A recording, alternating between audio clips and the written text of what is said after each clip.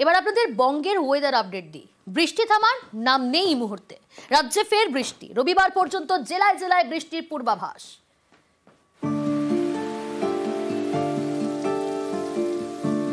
কখনো ঝিরিঝিরি, কখনো ঝমঝমিয়ে সপ্তাহভর বিক্ষিপ্ত বৃষ্টি চলবে রাজ্যে।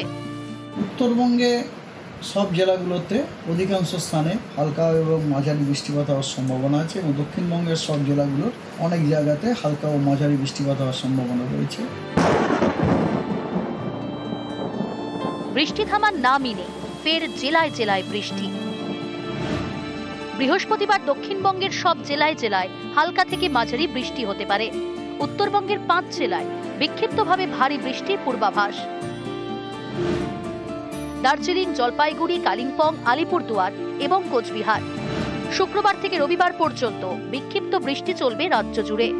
উত্তরের 5 জেলায় সোমবার থেকে ফের ভারী বৃষ্টি। দার্জিলিংয়ের যে হিলি এরিয়া আছে সেখানে ল্যান্ডস্লাইড হওয়ার সম্ভাবনা রয়েছে। কালিম্পং জেলারও যে হিলি এরিয়া আছে ওখানেও ল্যান্ডস্লাইড হওয়ার সম্ভাবনা রয়েছে। মৎস্যজীবীদেরকে অ্যাডভাইস করা হচ্ছে তারা যেন ডিপ সিতে না যায় 13 তারিখ থেকে 15 তারিখ পর্যন্ত। নিউজ 18 বাংলা।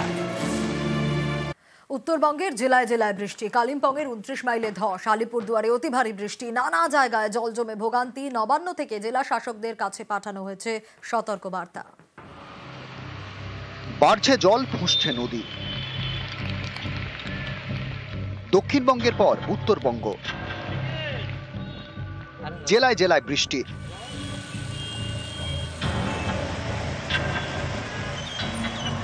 কালিম্পংয়ের 29 মাইলে ধস, রাস্তা বন্ধ।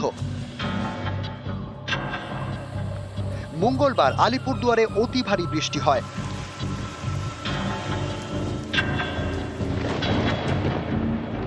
নিউল্যান্ডস চা বাগান এলাকায় 24 ঘন্টায় বৃষ্টি হয় 362 মিলিমিটার।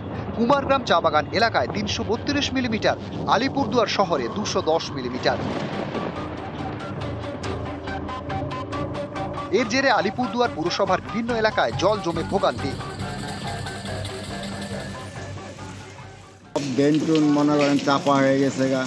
হ্যাঁ, ওই তার জন্য এই জলটা বাইরেতে বেরোনোর রাস্তা নেই। এই অল্প বৃষ্টি হলে জল হয়ে যায়। মিউনিসিপ্যালিটির কোনো ভূমিকা নেই। আমাদের একদিকে স্থানীয় বৃষ্টি আর একদিকে ভুটানের বৃষ্টি। এই যে ভুটান পাহাড়ে যে প্রবল বৃষ্টি, তার নিট রেজাল্ট কিন্তু আমাদের এরকম একটা জলবন্দী অবস্থা এবং এর ফলই আমাদের প্রতিবার ভুগতে হয়। ভুটানে বৃষ্টি, এর জেরে আলিপুরদুয়ারে ফুঁসছে কালজানি নদী।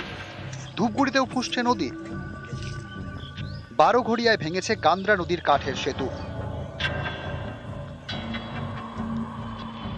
কোচবিহারেও বৃষ্টি, ফুঁসছে তোরসা। দিনহাটা নানা এলাকায় জল জমে যায়। এক নাগাড়ে বৃষ্টি হচ্ছে।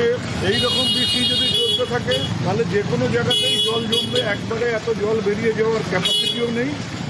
সময় দিতে হবে। পৌরসভার কর্মীরা রাস্তায় নেমে পড়েছে, যুদ্ধকালীন তৎপরতায় তারা কাজ করছে। উত্তর দিনাজপুরের রায়গঞ্জ, এখানেও বৃষ্টিতে নানা জায়গায় জল জমে যায়।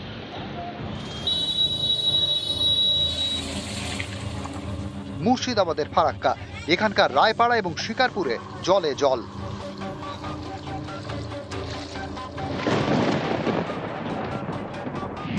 উত্তরবঙ্গে জেলা শাসকদের সতর্কবার্তা দিয়েছে নবান্ন। বলেছে প্লাবন পরিস্থিতি হলে প্রস্তুত থাকতে হবে জেলা প্রশাসনকে। নিউজ 18 বাংলা।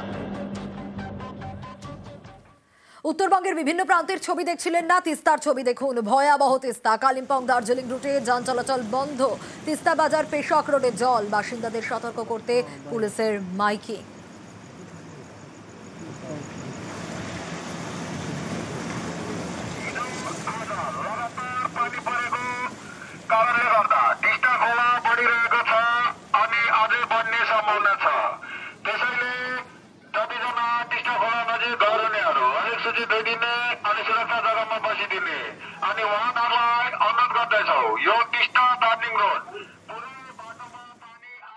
প্রাইম টাইমে বাংলা সিনেমা মাস্ট। হলে বাংলা সিনেমার স্ক্রিন টাইম বাড়লো। আগে বেলা 12টা থেকে রাত 9টা প্রাইম টাইম, আর এখন থেকে দুপুর 3টে থেকে রাত 9টা প্রাইম টাইম। সিঙ্গল স্ক্রিনে বছরে 365 শো মাস্ট। প্রযোজক, পরিচালক, ডিস্ট্রিবিউটরদের সঙ্গে বৈঠকে সিদ্ধান্ত।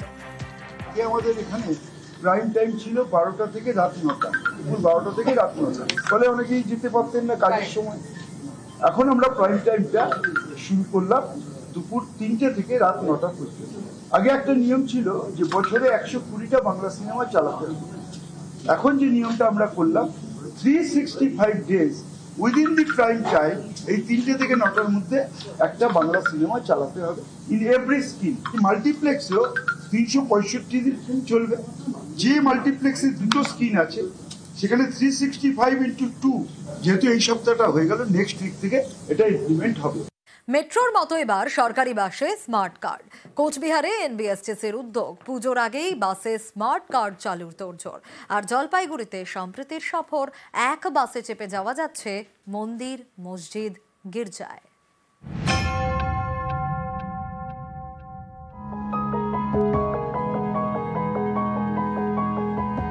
ঘন জঙ্গল, চা বাগান, নদী, এ নিয়েই জলপাইগুড়ি।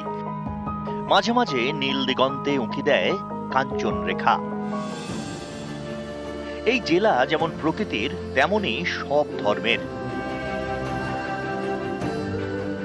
জলপাইগুড়িতে রয়েছে মন্দির, মসজিদ, গির্জা।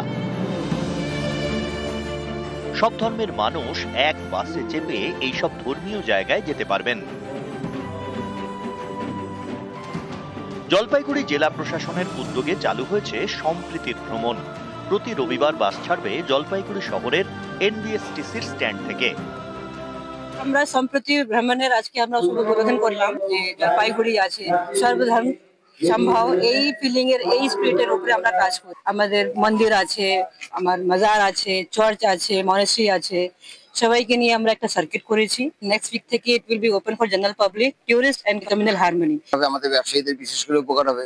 আমাদের থেকে জিনিস কিনবে, মোম ধূপকাঠি কিনবে, মন্দিরে মন্দিরে দেবে, ভোগ দেবে, প্রসাদ দেবে, মালা দেবে। যারা আসতে পারে না, মন্দিরের চেনে না, তারা যেতে পারছে একসাথে সকলে মিলে।